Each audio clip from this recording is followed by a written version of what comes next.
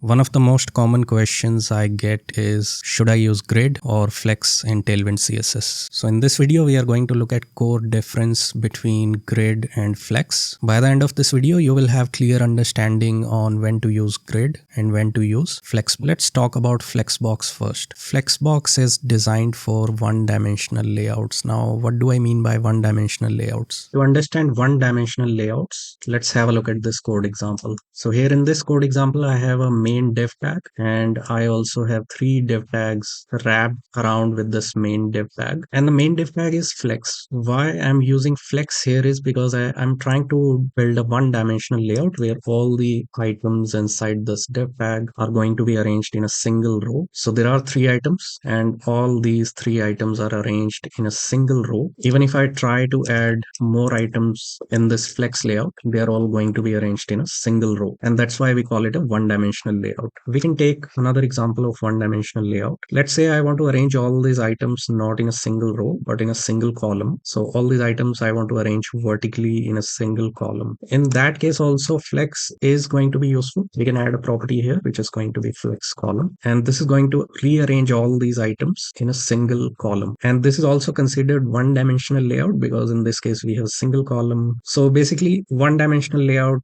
can be items arranged in a single row or a single column. Now that we understand that Flexbox is mainly used for one-dimensional layouts, let's think of a real example where we can use Flexbox. One of the example would be navigation bars. In navigation bars, we usually have to arrange all the items in a single row, so Flex can be useful there. Is there an example where we have to build a layout with the items arranged in a single column? I can think of one example where we have to, let's say, build a sidebar on the dashboard. So Flex can be useful to build sidebars, navigation bars, even the simple footers on the website if it's a one-dimensional layout. Now let's have a look at the examples where grid can be more useful than flex. Now it's obvious that grid is more useful for two-dimensional layouts. So wherever we have to build a two-dimensional layout, even though I will be able to build a two-dimensional layout with a flex, but I'll be going with a grid because with grid it's more simple to build two-dimensional layouts. Let's have a look at the same example where we were using flex to build a one-dimensional layout. We got 6 items on the screen and they are all arranged in a single column. Now let's say I want to arrange these items in a grid of rows and columns. So basically these 3 items I want to arrange in a one row followed by another row with these 3 items at the bottom. Can I do that using flex? Probably yes, I can, but it's not going to be as simple with flex as it is with a grid. So instead of using flex, I'll be using grid. So here on the main div tag, I'll be changing it to grid,